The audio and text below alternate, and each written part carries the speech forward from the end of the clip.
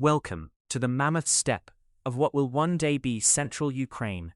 15,000 years ago, during the late Paleolithic period, when the last great ice sheets are beginning their slow retreat northward, when vast grasslands support enormous herds of megafauna, mammoths, woolly rhinoceros, bison, horses, and when human hunters have developed sophisticated tools and techniques for tracking and killing these massive animals that provide food, materials, and survival for their communities. For the next few hours, we will explore the actual tools that Ice Age hunters used to track and kill mammoths, examining the archaeological evidence, the practical knowledge required to hunt such dangerous prey, and the remarkable technological sophistication of people who lived in one of the harshest environments humans have ever inhabited. If you enjoy these detailed explorations of ancient technologies and the ingenuity of our ancestors, please like and subscribe to support our channel. Our story begins in a hunting camp situated at the base of a limestone cliff that provides shelter from the relentless wind that sweeps across the steppe. The camp is home to approximately 40 people, an extended family group that represents a typical Paleolithic band, living in sturdy dwellings constructed from mammoth bones and hides, surviving through hunting, gathering, and the accumulated knowledge of countless generations. It is early spring, a critical time in the annual cycle. The long winter has depleted the camp's stored food, and fresh meat is desperately needed. The hunters have been tracking a small group of mammoths, a matriarch, 3 adult females, 2 juveniles, and a young bull, that have been moving through the area, feeding on the tough grasses and sedges that are beginning to grow as the weather warms. A hunter named Tarok is preparing for today's tracking expedition. He is approximately 30 years old by Paleolithic standards, where life expectancy is perhaps 35 to 40 years, and where reaching Tarok's age indicates both skill and luck. He has been hunting mammoths since adolescence, has participated in perhaps 20 successful mammoth kills, and possesses the accumulated knowledge that makes him one of the camp's most valuable hunters. Tarok's preparation begins with checking his primary hunting weapon, a spear approximately 8 feet long, constructed from a straight ash shaft that Tarok himself selected, seasoned, and shaped over the course of several months. The spear is not a simple sharpened stick, but a sophisticated composite tool representing considerable technological knowledge. The spear shaft is carefully worked to be perfectly straight, critical for accurate throwing and thrusting. The wood has been seasoned by controlled heating over fire, a process that drives out moisture and increases the wood's strength and resistance to warping.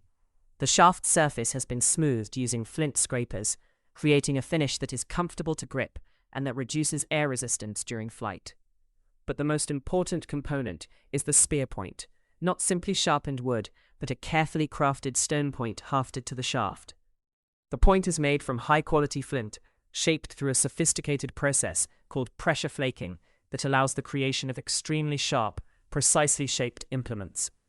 Tarok examines the point carefully, checking for any chips or cracks that might indicate weakness. The point is a Salutrian laurel leaf, a particularly elegant spear point style, characterized by its long, leaf-shaped form, approximately 6 inches long and 2 inches wide at the widest point, worked on both faces with exquisite pressure flaking that creates a cross-section less than a 1/4 inch thick at the center. The working required to create such a point is extraordinary.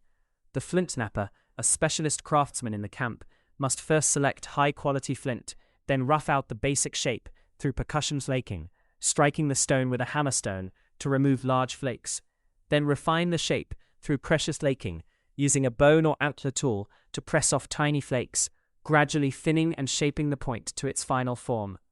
The result is a tool of remarkable efficiency. The flint edges are sharper than modern surgical steel, capable of slicing through hide, muscle, and even penetrating between ribs if the thrust is properly placed. The long, slender shape allows deep penetration, creating wounds that bleed heavily and that can reach vital organs. The point is attached to the spear shaft using a sophisticated hafting technique. The shaft's end has been split, and the point's base is inserted into this split. Sinew, animal tendon that has been carefully processed, is wrapped tightly around the split area, binding the point to the shaft. As the sinew dries, it shrinks and hardens, creating an incredibly strong attachment. Finally, pine resin mixed with powdered charcoal is applied as an adhesive, creating a compound that is both strong and somewhat flexible, allowing the joint to absorb the shock of impact without breaking. This composite spear, stone point, wooden shaft, sinew binding, adhesive, represents the accumulated knowledge of thousands of years of technological development. Each component is optimized for its function, and the combination creates a weapon far more effective than any single material could provide. But Tarek carries more than just one spear. He has 3 spears total, each with slightly different characteristics. One is the main hunting spear we've described, designed for throwing at medium range, designed more for thrusting than throwing, suitable for close-quarters combat if the mammoth charges, or if Tarok needs to deliver a killing thrust to a wounded animal. The third is lighter, designed for longer-range throwing, useful for initial contact, or for harassing the mammoth from a distance. In addition to the spears, Tarok carries a sophisticated toolkit in a leather pouch attached to his belt. This includes a hand axe, a bifacially worked stone tool about the size of a hand, useful for butchering, cutting wood, or emergency combat. Several smaller flint blades, suitable for detailed cutting work. A bone awl for making holes in leather or working sinew. A length of braided sinew cord, approximately 20 feet long, useful for countless purposes, from securing loads to creating snares. He also carries fire-starting materials, flint and iron pyrite, that can create sparks when struck together. Tinder fungus that catches those sparks and smolders, and dry grass to catch flame from the smoldering tinder. Fire is essential for survival in the Ice Age environment, and every hunter carries the means to create it. Tarok's clothing is itself a sophisticated technology adapted to the harsh environment. He wears a tunic made from reindeer hide, sewn together using a bone needle and sinew thread, the hide's natural fur turned inward to provide insulation. Over this he has a heavier outer garment made from mammoth hide, tanned and softened, but still providing substantial protection from wind and cold. His leggings are reindeer hide. His boots are made from horse hide, with the hair left on for warmth, stuffed with dried grass for additional insulation. On his head, he wears a fur cap made from fox fur, and around his shoulders he has a cape made from cave bear fur, both animals he killed himself in hunts that are remembered in camp stories. The fur provides exceptional warmth, and the quality of the garments marks Tarok as a successful hunter who has access to prime materials. As Tarok completes his preparations, other members of the hunting party are similarly preparing. The party consists of 7 hunters, enough to effectively track and potentially kill a mammoth, but not so many that coordination becomes difficult or that the party's movements become too obvious. The hunt leader is an older man named Orok, perhaps 45 years old, extraordinarily old for this time and place. Orok has survived 3 decades of hunting the world's most dangerous animals, has accumulated knowledge that makes him invaluable to the band, and commands the absolute respect of the younger hunters. He will make the tactical decisions about how to approach the mammoths, when to attack, what tactics to employ. The other hunters include Tarok's younger brother Marek, still in his teens and on his first mammoth hunt, eager to prove himself. 2 experienced hunters named Kral and Durok, both in their mid-20s, veterans of multiple successful hunts. And 2 others, Vorin and Steg, specialists in different aspects of hunting. Vorin is an exceptional tracker, able to read signs in the environment that others miss, while Steg is known for his strength and his ability to deliver powerful spear thrusts. Before departing, the hunting party participates in a brief ritual. The band's shaman, an elderly woman named Ashera, who serves as the keeper of spiritual knowledge and the intermediary with the spirit world, performs a ceremony asking the spirits of the animals and the land for success in the hunt and for the hunter's safe return. The ceremony involves paintings made with red ochre on a flat stone surface, stylized images of mammoths, of hunters with spears, of successful hunts. Ashera sings in the ancient language, calling on the mammoth spirits to offer themselves for the band's survival, promising respect for the animals and proper treatment of their remains. This ritual is not mere superstition, but serves important social and psychological functions. It creates group cohesion among the hunters, reinforces the serious nature of the dangerous work they are about to undertake, and provides a framework for understanding the relationship between humans and the animals they depend on for survival.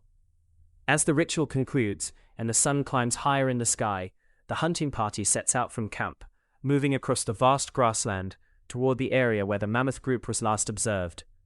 They walk in loose formation, each hunter carrying his spears and tools, moving with the practiced efficiency of men who have traveled these lands countless times. The landscape they traverse is both beautiful and harsh, rolling grasslands stretching to the horizon, broken by occasional stands of willow and birch in sheltered valleys, mountains visible in the distance, still covered with snow despite the spring season. The sky is vast and often clear, though clouds gather quickly when storms approach. Game is visible, herds of horses grazing on distant slopes, a small group of bison near a stream, birds of various species. This is a rich environment despite its harsh climate, capable of supporting large populations of both prey animals and the predators that hunt them.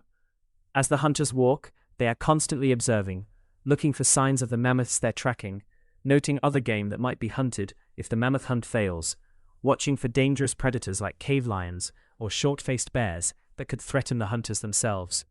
This is the beginning of a mammoth hunt, not the dramatic confrontation that will come later, but the careful preparation and the patient approach that characterize successful Paleolithic hunting. The tools the hunters carry represent thousands of years of technological refinement. The knowledge they possess about tracking, about animal behavior, about tactics and techniques, represents the accumulated wisdom of countless generations. These tools and knowledge give these humans, physically weak compared to the massive animals they hunt, the capability to kill prey 10 times their size and to survive in one of the most challenging environments on Earth. After several hours of walking, the hunting party reaches the area where the mammoths were last observed 3 days ago. Now begins the detailed work of tracking, following the mammoth's trail, determining their current location, assessing their condition and behavior, and planning the approach to the actual hunt. Let us follow Vorin, the party's tracking specialist, as he demonstrates the sophisticated observational skills and accumulated knowledge required to track mammoths across the vast steppe. Vorin begins by locating the last confirmed mammoth sign, a series of cracks left in muddy ground near a small stream where the mammoths stopped to drink. The tracks are several days old, but still clearly visible, massive circular depressions in the mud, approximately 18 inches in diameter for the adult females, slightly smaller for the juveniles. Vorin crouches beside the tracks, studying them intently, running his fingers along the edges, assessing depth and detail. To an untrained observer, the tracks are simply marks in mud, but to Vorin they tell a complex story. 5 adults, 2 young ones, he reports to Orok. The tracks show they were moving slowly, stopping frequently to feed. The matriarch is the largest. You can see her tracks here, slightly larger and deeper than the others. She's old. The tracks show wear patterns on the feet that indicate age. This ability to determine not just the number of animals, but their sex, age, and condition from tracks alone represents highly specialized knowledge. Vorin has spent his entire life learning to read such signs, taught by his father and grandfather, constantly refining his skills through practice and observation. He examines the track's depth relative to the ground conditions. Deep tracks in firm ground indicate heavy animals, while shallow tracks might indicate younger or lighter individuals. The track patterns, spacing, and placement reveal the animal's speed and behavior. Tracks close together suggest slow movement and feeding, while widely spaced tracks indicate faster movement. But tracks are only one type of sign. Vorin looks for other evidence of the mammoth's passage. He finds dung, massive piles of fibrous material, the partially digested grasses and sedges that form the mammoth's diet. The dung is several days old, dried and beginning to break apart, but it still provides information. Vorin breaks apart a piece of dung, examining the plant material inside. They've been feeding heavily on sage and sedges, the same plants growing on the south-facing slopes, about 5 miles from here. They're likely still in that area, following their normal feeding pattern. This detailed knowledge of both the mammoth's dietary preferences and the local plant distribution allows Vorin to predict where the animals are likely to be found. He knows that mammoths prefer certain plants at certain times of year, that they follow predictable patterns moving between feeding areas and water sources, that their behavior can be anticipated by someone with sufficient knowledge. The party moves forward, following the trail indicated by the tracks and other signs. As they walk, Vorin continues to read the environment, noting every mark, every disturbance that might indicate the mammoth's passage. He points out a willow tree with bark stripped from its lower trunk, the mammoths feeding, using their trunks to pull bark, a favored food source. The damage is recent, perhaps yesterday, indicating the mammoths are still in the area. Further along, he finds a wallow, an area where a mammoth rolled in mud, leaving impressions of its body and a strong musky odor. The mud is still damp, the scent fresh. Less than a day old, Vorin assesses. We're getting close. The tracking requires not just observing obvious signs like treks, but also noticing subtle disturbances in the environment. Grass bent in a particular direction indicates the passage of large animals. Stones overturned reveal fresh earth underneath that weathers differently than the surface, indicating recent disturbance. Even the behavior of birds and other animals provides clues. Ravens often follow mammoths, feeding on insects disturbed by their passage, so ravens circling in the distance might indicate mammoths nearby. As the hunters move closer to their quarry, their behavior changes. They speak less, moving more quietly, becoming more aware of wind direction. Auroch reminds them, stay downwind. Mammoths have poor eyesight, but excellent smell and hearing. If they catch our scent or hear us approaching, they'll flee or possibly charge. This understanding of mammoth sensory capabilities is crucial to hunting success. The hunters know they can approach relatively close if they remain downwind and quiet, but that any mistake that alerts the mammoths will end the hunt immediately. Vorin leads the party up a slight rise that offers a vantage point over the surrounding area. From here, using the elevated position, they scan the landscape for the mammoths themselves, looking for the dark shapes that would indicate the animal's location. And they're approximately 2 miles distant, near a stand of willows marking a stream course. Vorin spots them. Dark shapes against the pale grass, unmistakable in size and form. The mammoth group, feeding peacefully, unaware of the hunter's presence. There, Vorin points, and the other hunters see them too. 7 mammoths, the number matching the tracks, feeding in a loose group in the willow bottomland.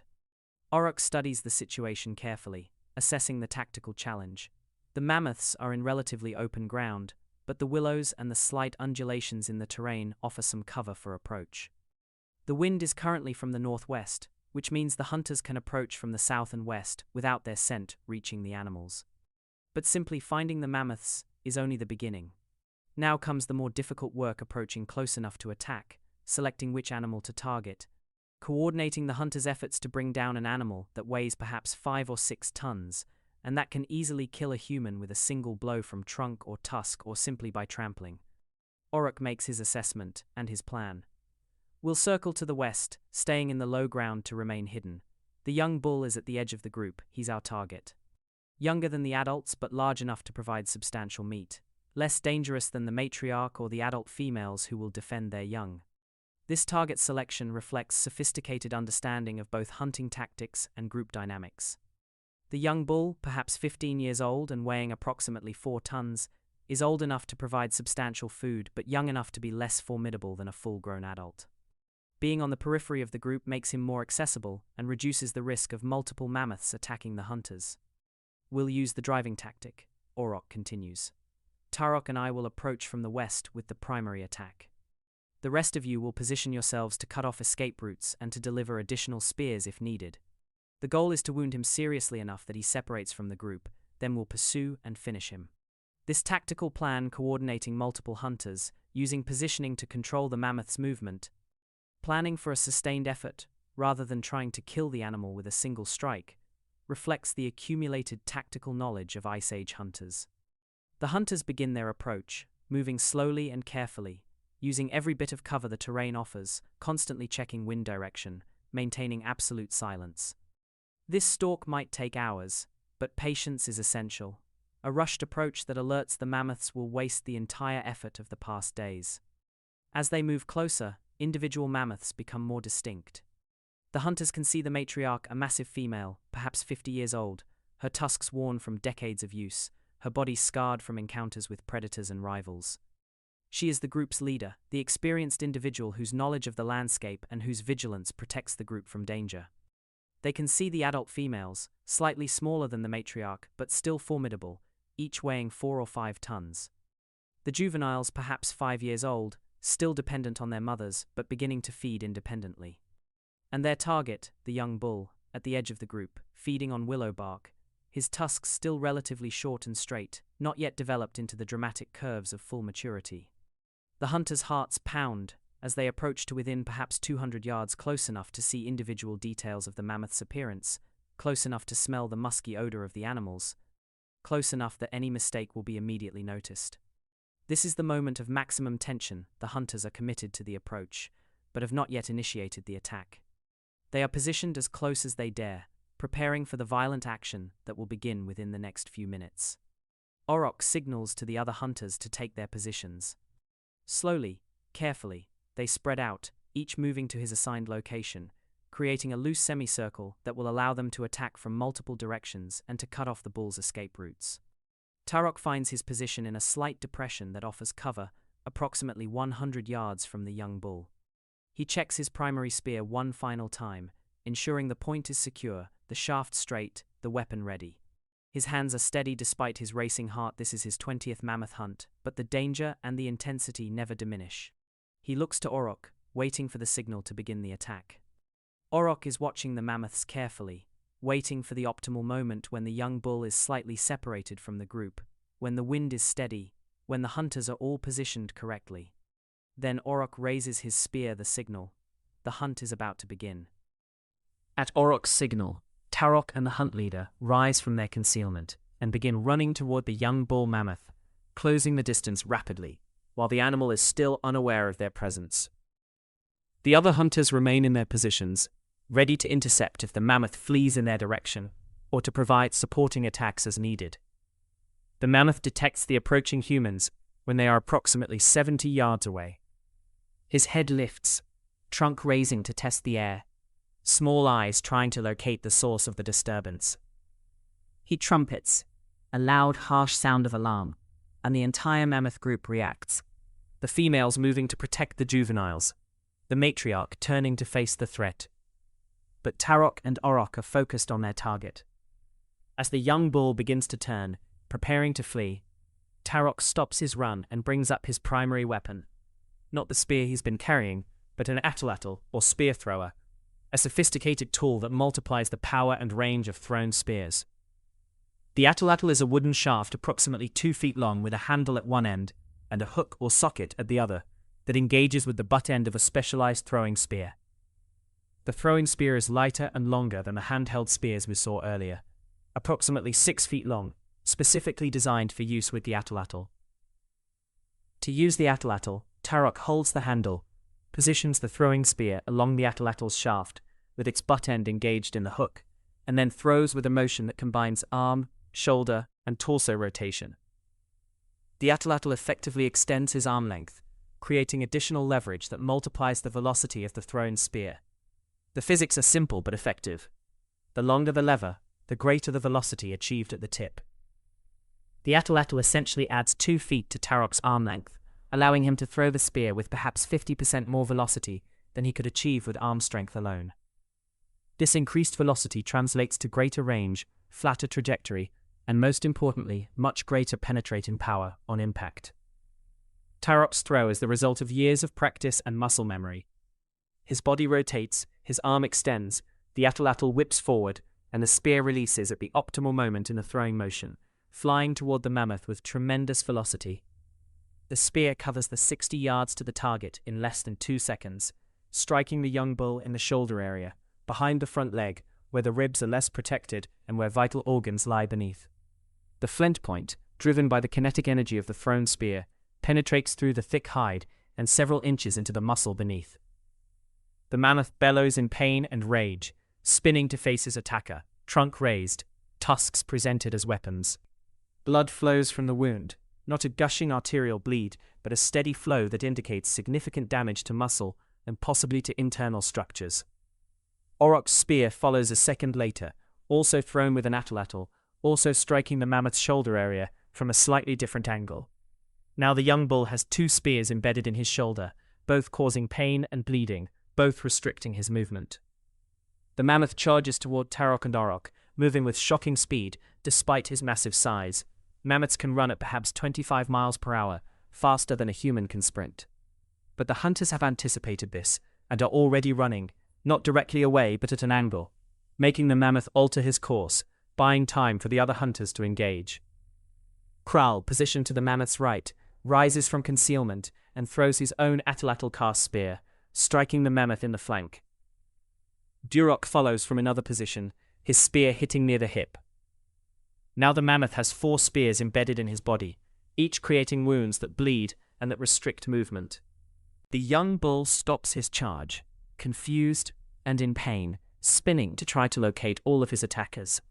The hunters have spread out around him, keeping their distance, preventing him from focusing on any single target. The matriarch and the adult females have gathered the rest of the group and are moving away, their instinct to protect the juveniles overriding any impulse to defend the young bull. This is exactly what the hunters hoped would happen. The bull is now isolated from the group, wounded but not yet incapacitated, facing multiple attackers who are coordinating their assault. Tarok has already prepared his second throwing spear, loading it onto his atlatl. He circles, looking for an opportunity for another shot. The mammoth is turning constantly, trying to keep the hunters in view, but this creates momentary exposures as he pivots. Tarok sees his opportunity and throws again. This spear strikes lower, in the belly area, a gut shot that is not immediately fatal, but that will cause increasing distress and bleeding. The mammoth trumpets in pain, a sound that carries across the steppe, a cry of rage and suffering. The battle continues for perhaps 20 minutes, the hunters circling, throwing spears when opportunities present, the mammoth trying to charge, but increasingly hampered by his wounds and by the exhaustion of constant movement and pain.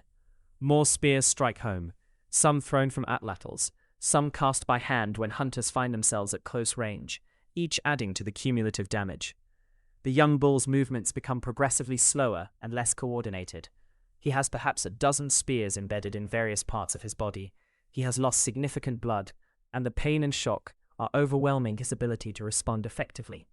Still he stands, still he tries to fight, but his resistance is weakening.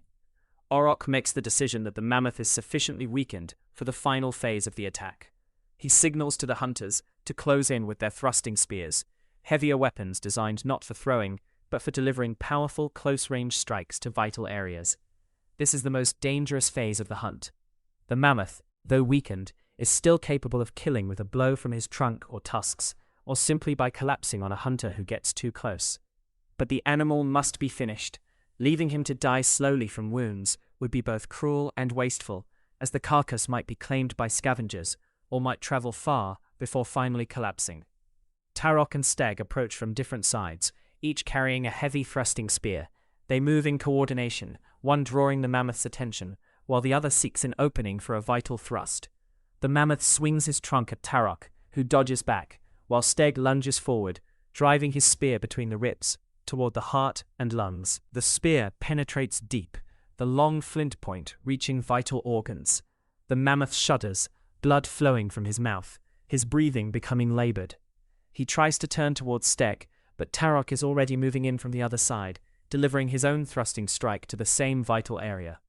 The hunters press their attack, multiple spears now thrusting into the vital chest and neck areas, overwhelming the mammoth's ability to defend.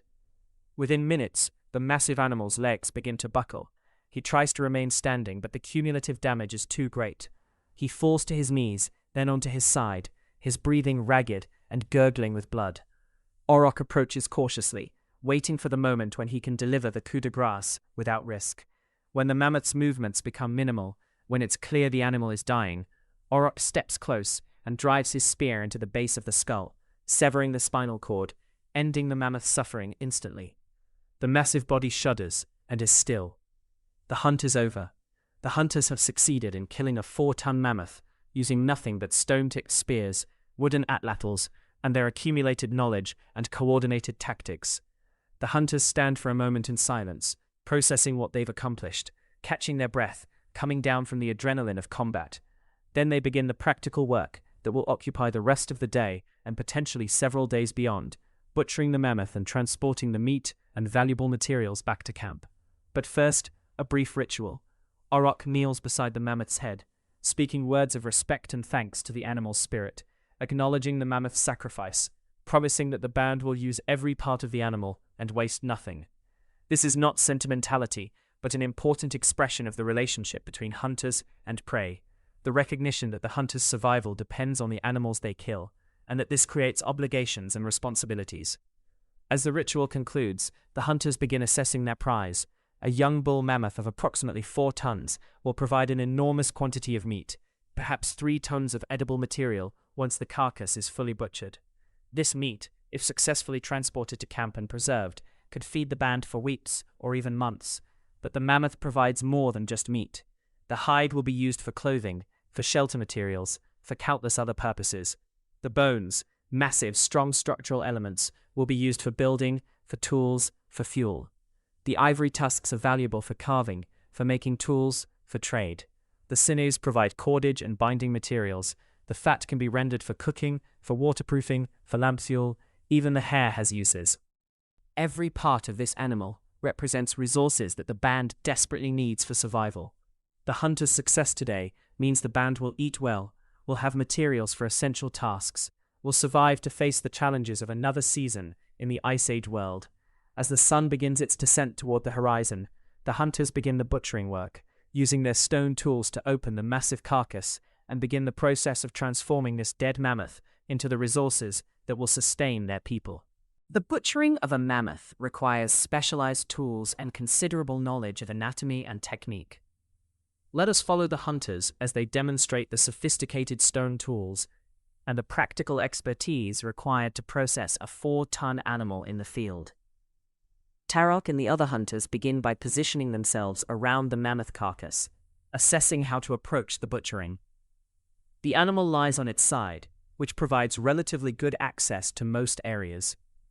The primary goal is to remove the meat efficiently, while also salvaging valuable materials like hide, sinew, and organs.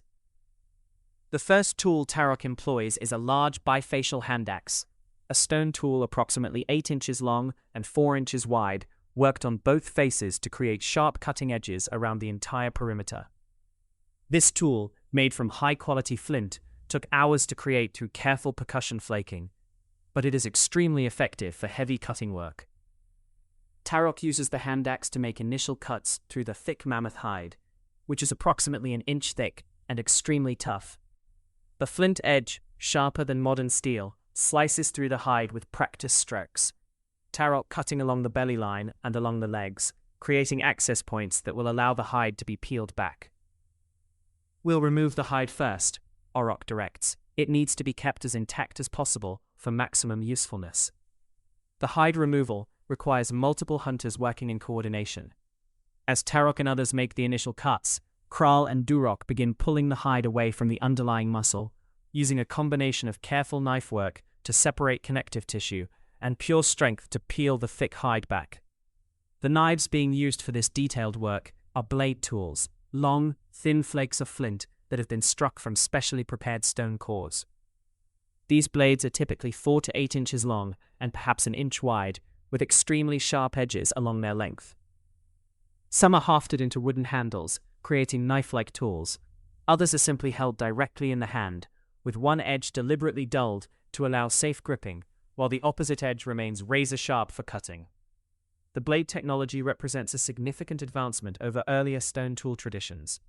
By striking blades from prepared cores, the toolmaker can produce numerous sharp cutting edges from a single piece of stone, creating tools that are efficient in both manufacture and use. A skilled flint knapper can produce dozens of blades in a few hours, providing the hunters with fresh, sharp tools as needed during extended butchering operations. As the hide comes free from sections of the carcass, it is carefully folded and set aside. The hide alone weighs perhaps 200 pounds and represents enormous value.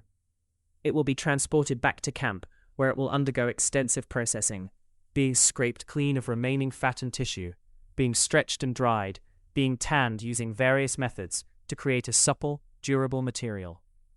With the hide removed from the accessible areas, the hunters begin extracting meat. The mammoth's muscle structure is similar to modern elephants, massive muscles in the shoulders, legs, and hindquarters, smaller but still substantial muscles throughout the body. The hunters work systematically, cutting muscle groups free from the skeleton, creating manageable portions that can be transported. Tarok uses his hand axe to make primary cuts, separating major muscle groups, while using blade knives for the more detailed work of cutting through connective tissue and separating muscles along natural divisions. The work is physically demanding. The meat is dense and heavy, and even with extremely sharp stone tools, cutting through hundreds of pounds of muscle requires strength and endurance. The butchering reveals the internal damage caused by the hunter's spears. Several spear points are still embedded in the carcass, their locations marking where strikes penetrated. One spear reached the heart, the organ showing damage that contributed to the mammoth's death.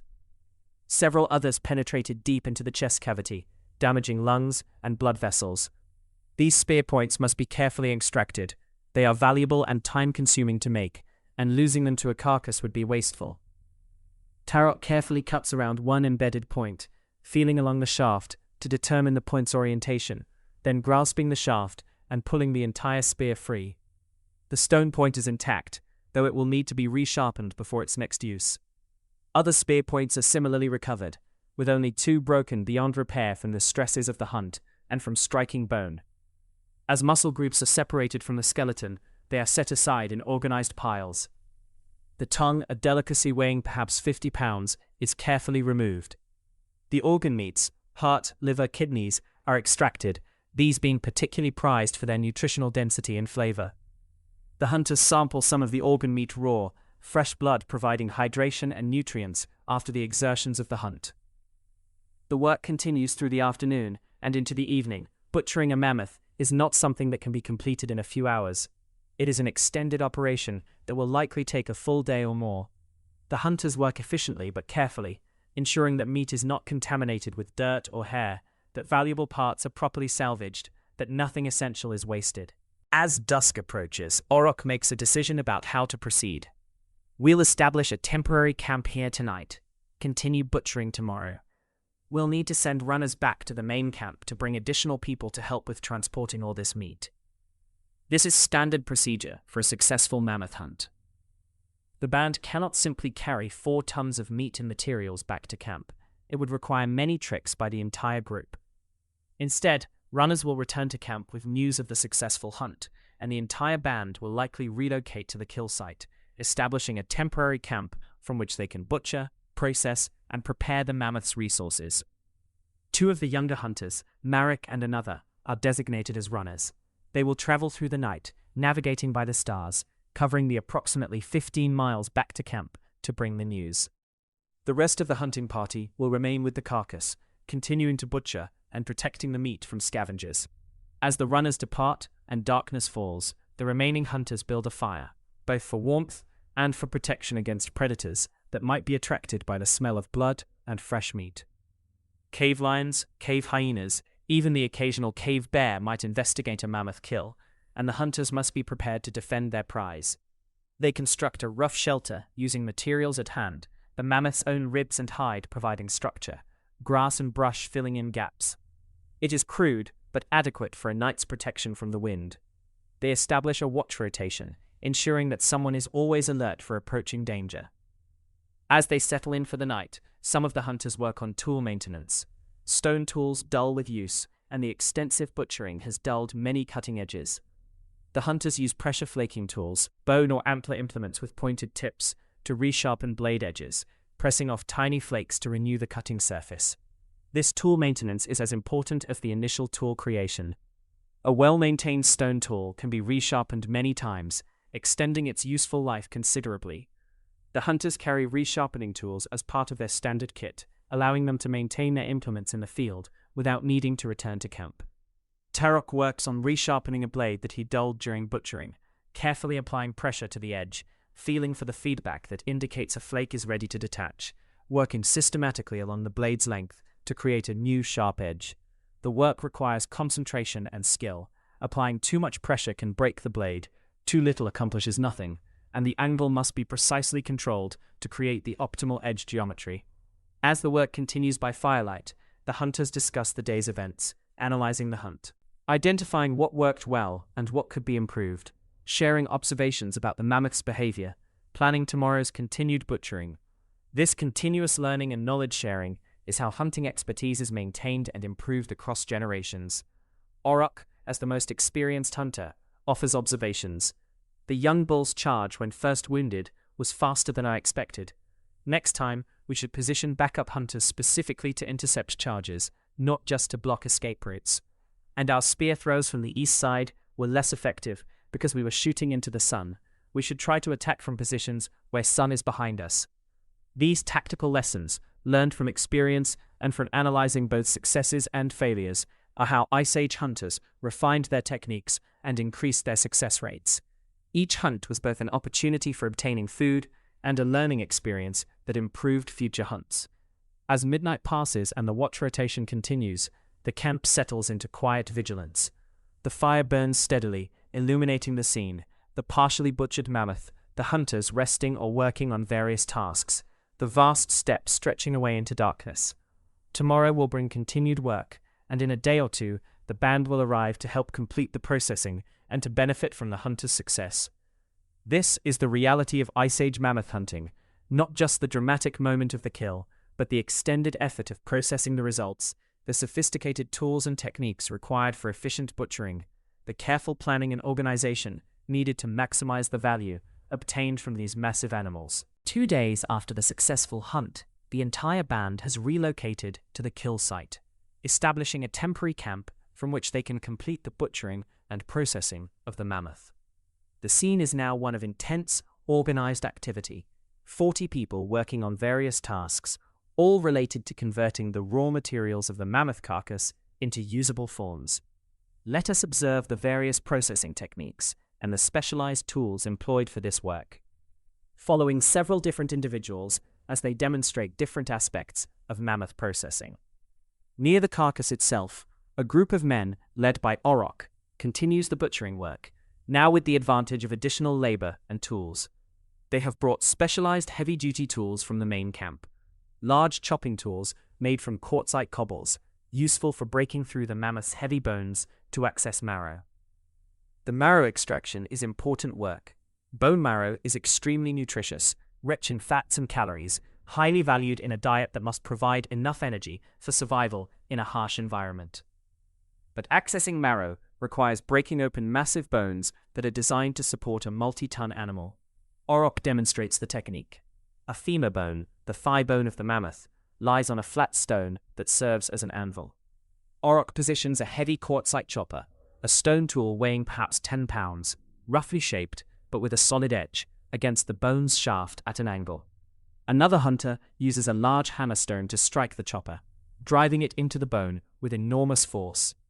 The technique requires multiple blows, each carefully aimed to follow the same fracture line, gradually deepening a crack in the bone. After perhaps 20 heavy strikes, the bone fractures, splitting open to reveal the marrow cavity inside. The marrow, a fatty, soft material, is scooped out using wooden tools or even bare hands, placed into bark containers for transport back to camp or for immediate consumption. The labor is shared among the men, multiple bone-breaking operations proceeding simultaneously, extracting marrow from dozens of major bones. The work is exhausting but rewarding. The band will obtain many pounds of nutritious marrow from this single mammoth. Meanwhile, a group of women is working on hide processing, the critical work of transforming raw hide into usable leather. The hide has been fully removed from the carcass and spread out on the ground, flesh side up. Now it must be cleaned of all remaining fat and tissue, a process called fleshing. A woman named Mira demonstrates the tools and technique. She uses a specialized scraper, a flint flake that has been intentionally shaped to have a steep, durable edge rather than a sharp cutting edge. This tool is designed to scrape rather than cut, removing fat and tissue without damaging the hide itself. Mira works systematically across the hide's surface, holding the scraper at approximately 45 degrees to the hide, pushing it away from herself with firm pressure, scraping off fat and connective tissue. The work is detailed and time-consuming. A mammoth hide is enormous, perhaps 100 square feet, and every inch must be cleaned. Other women work on the same hide, multiple scrapers removing tissue simultaneously, speeding the process. As sections are cleaned, they are stretched and pegged to the ground using wooden stakes, keeping the hide flat and taut while it dries. The cleaned hide will eventually be treated with a mixture of animal brains and oils, a tanning process that will prevent the hide from becoming stiff and brittle. creating supple, durable leather. The stone scrapers being used are themselves sophisticated tools. Unlike simple sharp flakes, these have been specifically shaped through retouch, careful removal of small flakes along one edge to create a steep, strong edge that won't break under the pressure of scraping. Different scrapers have different edge angles and shapes, each optimized for particular tasks. Some for heavy fleshing work, others for finer finishing work. Some designed for working fresh hides, others for scraping dried hides. This tool specialization reflects the sophisticated understanding that Ice Age peoples had about tool design and function. They weren't simply making cutting tools in a generic sense, but were creating specialized implements optimized for specific tasks, each with carefully considered edge angles, hafting methods, and overall forms. Another group is working on meat preservation. The fresh meat must be processed to allow long-term storage. In spring conditions, fresh meat will spoil within days unless preserved. The primary preservation methods available are drying and freezing, both of which require specific processing. For drying, thin strips of meat are being cut from larger muscle groups, using sharp blade tools to create pieces perhaps half an inch thick and several inches long. These strips are hung on wooden racks positioned to catch sun and wind, where they will dry into jerky, preserved meat that can be stored for months and that provides concentrated nutrition. The cutting must be precise. Strips that are too thick won't dry thoroughly and will spoil from the inside, while strips that are too thin will become brittle and less palatable. The women doing this work have years of experience and cut with remarkable uniformity, creating consistent strips that will dry evenly. Some meat is being prepared for immediate consumption. A group of children and elders tends large fires where chunks of mammoth meat roast on spits or cook in the coals. The smell of roasting meat pervades the camp, a smell that means success, survival, abundance after the lean weeks of late winter. The organs that cannot be easily preserved are being consumed first: liver, heart, kidneys, tongue. These represent perhaps 200 pounds of highly nutritious meat that must be eaten within days. The band eats heavily, multiple large meals per day, building up body reserves against future scarcity. Fat is being rendered, heated to separate the pure oil from tissue. Mammoth fat is valuable for numerous purposes: cooking, waterproofing leather and cordage, fuel for lamps, mixing with other materials to create adhesives and compounds. The rendering process involves heating chunks of fat in bark containers with heated stones, allowing the fat to melt and separate, then skimming the pure fat off and storing it in bark or hide containers. The sinew, tough fibrous tissue from along the mammoth's spine and legs, is being carefully extracted and processed. Sinew is the Ice Age world's rope and thread, stronger and more durable than plant fibers available in the cold climate. The extraction requires careful work with blade tools to separate the sinew from surrounding tissue without damaging the fibers. Once extracted, sinew must be dried in long strips, then can be split into finer threads for sewing or twisted into stronger cordage. A single mammoth provides many pounds of sinew, enough for hundreds of feet of cordage and thousands of feet of thread, essential materials for creating and repairing clothing, for hafting tools, for countless other purposes. The tusks, massive curved structures of solid ivory, each weighing perhaps 100 pounds, have been removed from the skull. These represent enormous value, both practical and prestige. Ivory can be carved into tools, into art objects, into items for trade with other bands. The work of removing the tusks requires heavy chopping tools and considerable strength, cutting through the massive skull bones and connective tissue that hold the tusks in place. As the processing continues over days, the mammoth is gradually transformed from a massive carcass into organized piles of usable materials: sorted cuts of meat, cleaned and stretched hide, extracted sinew, rendered fat, harvested bones, separated tusks. Nothing is wasted. Even the massive skull will be broken down, the bones used for fuel or for building materials, the brain processed for tanning chemicals, the teeth kept for possible use in tool making. This comprehensive utilization reflects both practical necessity, resources are too valuable to waste, and cultural values that emphasize respect for animals and efficient use of what they provide. The band cannot afford to be wasteful when their survival depends on maximizing the value obtained from scarce resources. By the fourth day after the kill, the processing is largely complete. The band has obtained approximately 2 tons of meat in various forms: fresh, dried, frozen. They have a complete hide, suitable for making clothing or shelter materials. They have dozens of pounds of sinew, many gallons of rendered fat, numerous bones suitable for tools or building, ivory tusks for carving or trade. The value obtained from this single mammoth is extraordinary. It could represent several months' worth of resources for the band. Now comes the work of transporting these materials back to the main camp. The band cannot carry everything at once, so multiple trips will be required. Or alternatively, the band might choose to establish a more permanent camp at this location, if the area offers good hunting and gathering opportunities. This decision-making, whether to transport resources to an existing camp or to relocate the camp to the resources, is a constant strategic consideration for mobile Ice Age hunter-gatherers. The decision depends on multiple factors: the season, the availability of other resources in different locations, the defensibility and comfort of different campsites, the logistics of moving people versus moving materials. As the band prepares for either transport or relocation, the successful hunt and the effective processing represent a triumph of Ice Age technology and knowledge. The tools we've observed, spears and atlatls for hunting, hand axes and blades for butchering, scrapers for hide processing, specialized implements for marrow extraction, sinew processing, and countless other tasks. These represent thousands of years of technological refinement, creating a toolkit that allowed humans to successfully exploit the largest land animals on Earth. As we conclude our exploration of Ice Age mammoth hunting tools, let us step back from the narrative and examine what archaeological evidence actually tells us about these practices, what we can know with certainty, what remains speculative, and what this evidence reveals about our Paleolithic ancestors' capabilities and ingenuity. The archaeological record of mammoth hunting is substantial but incomplete. We have numerous mammoth kill sites from across Eurasia and North America, spanning tens of thousands of years from the Middle Paleolithic through the end of the Ice Age. These sites provide direct evidence of human-mammoth interaction, allowing us to reconstruct hunting practices with reasonable confidence. The most compelling evidence comes from sites where mammoth bones show clear signs of butchering, cut marks from stone tools, impact fractures from marrow extraction, specific patterns of bone breakage that indicate human processing. Sites like Predmosty in the Czech Republic, with the remains of over 1,000 mammoths, or Kostenki in Russia. Or numerous sites across the mammoth steppe of northern Asia, all demonstrate that humans routinely hunted and processed these massive animals. The stone tools we've described are well documented in the archaeological record.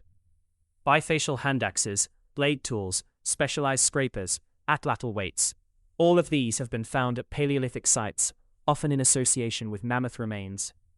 We can examine these actual tools, see their wear patterns from use, analyze their manufacturing techniques, and understand with considerable precision how they were made and used. The atlatl or spear thrower deserves particular attention as it represents a significant technological innovation. While the atlatl itself, being made from wood, rarely survives in the archaeological record, we have indirect evidence of its use from several sources. Specialized light spear points suitable for atlatl use appear in the archaeological record during the Upper Paleolithic. Atlatl weights, stones with holes drilled through them, used to balance and weight the atlatl, are found at numerous sites. And importantly, we have direct evidence of atlatls from later periods and from ethnographic accounts of recent hunter-gatherer societies, allowing us to understand their function and effectiveness. Modern experimental archaeology has demonstrated the atlatl's effectiveness. Experimenters throwing atlatl-propelled spears can achieve velocities 100 miles per hour or more, with effective ranges exceeding 100 yards, and with sufficient energy to penetrate deeply into large animal carcasses. This technology represents a force-multiplying innovation that significantly increased hunters' ability to kill large prey from safer distances. The hafting techniques we described, using sinew, adhesives made from pine resin, specific joint designs, are also well documented. We have found hafted tools where organic materials survived due to unusual preservation conditions. We can see use wear patterns on stone points that indicate they were hafted. We can analyze residues adhering to stone tools that reveal adhesive compositions. All of this evidence allows us to reconstruct hafting methods with considerable confidence. What is more speculative is the detailed tactical knowledge and tracking expertise we depicted. We know that Paleolithic hunters successfully killed mammoths, but we don't have direct evidence of exactly how they tracked animals, what specific signs they read in the environment, what tactical approaches they employed. However, we can make reasonable inferences based on several sources of information. First, we can study modern hunter-gatherer societies and observe their tracking and hunting techniques. While these modern peoples hunt different animals in different environments, the fundamental principles of tracking, reading sign, understanding animal behavior, using terrain for concealment, are universal. What works for hunting elephants in Africa or for tracking game in the Kalahari likely worked with appropriate adaptations for tracking mammoths on the Ice Age steppe. Second, we can combine our understanding of mammoth biology, informed by studies of modern elephants and by mammoth remains, with our understanding of human hunting capabilities to deduce what tactics would have been effective. We know mammoths had poor eyesight but good hearing and smell, so downwind approaches would have been essential. We know they were fast when charging, so hunters would have needed to maintain distance. We know they lived in social groups led by experienced matriarchs, so isolating individuals would have been tactically important. Third, we have some direct evidence of hunting tactics from kill sites. The positions of mammoth remains, the distribution of stone tools and projectile points, the patterns of bone breakage and butchering, all of these provide clues about how the hunts were conducted. Some sites show evidence of mammoths being driven into bogs or other traps. Others suggest ambush hunting at water sources. Still, others indicate open ground pursuit and systematic wounding until the animal could be finished. The processing techniques we described, butchering, hide working, marrow extraction, meat preservation, are well documented in the archaeological record and in ethnographic accounts. We have butchered mammoth bones showing specific cut mark patterns. We have stone scrapers with use wear indicating hide working. We have bone breaking sites showing marrow extraction. We have evidence of meat drying and preservation from various sites. What this accumulated evidence reveals is that Ice Age peoples were not primitive or unsophisticated, but were highly knowledgeable and technologically capable. They developed specialized tools optimized for specific functions. They understood complex techniques for manufacturing composite tools from multiple materials. They possessed detailed knowledge of animal behavior and ecology. They organized cooperative hunts requiring coordination and tactical planning. The tools themselves represent remarkable achievements. Creating a Solutrean laurel leaf point, the elegant spear points we described, requires hours of skilled work, a deep understanding of stone fracture mechanics, and considerable practice to develop the necessary hand-eye coordination. These are not crude implements, but highly refined tools that represent the peak of stone tool technology. Similarly, the atlatl represents sophisticated understanding of physics and mechanics. The people who invented the atlatl understood leverage, understood that increasing effective arm length would multiply throwing velocity, and developed a tool specifically optimized for this purpose. This is engineering in the true sense, applying understanding of physical principles to create tools that extend human capabilities. The social organization required for successful mammoth hunting is also noteworthy. Coordinated hunting requires communication, planning, leadership, and trust among hunters. The processing of a mammoth carcass requires organizing labor, managing resources, making strategic decisions about preservation and allocation.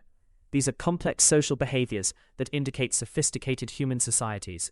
Moreover, the long-term sustainability of mammoth hunting required knowledge transmission across generations.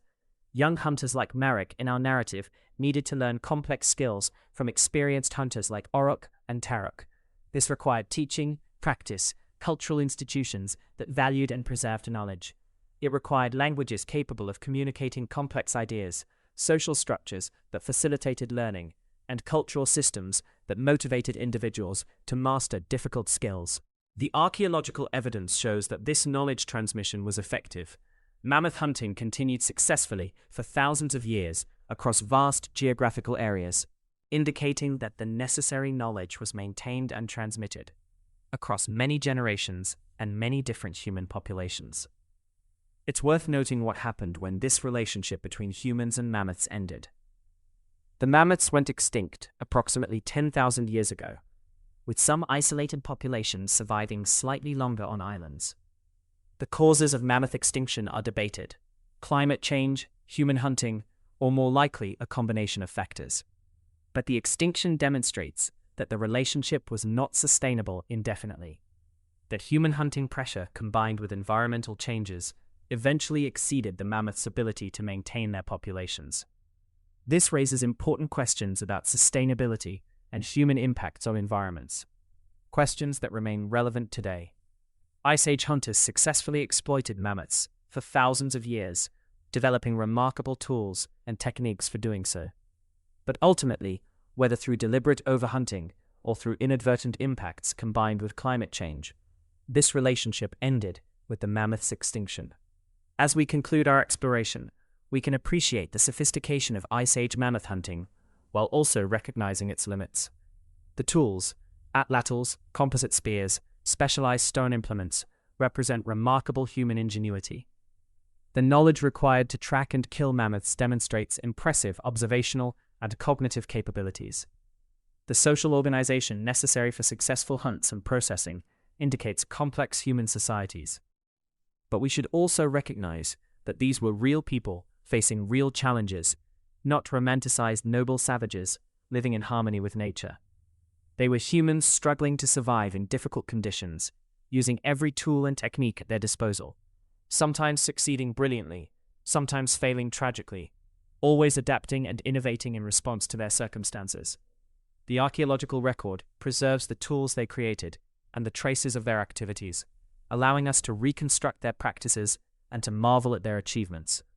The stone points and blades in museum collections, the butchered mammoth bones at archaeological sites, the remains of ancient hunting camps, these material traces connect us to our ancestors, demonstrate the deep history of human technological ingenuity, and remind us that the capacity for innovation and adaptation that characterizes modern humans has deep roots in our species' past.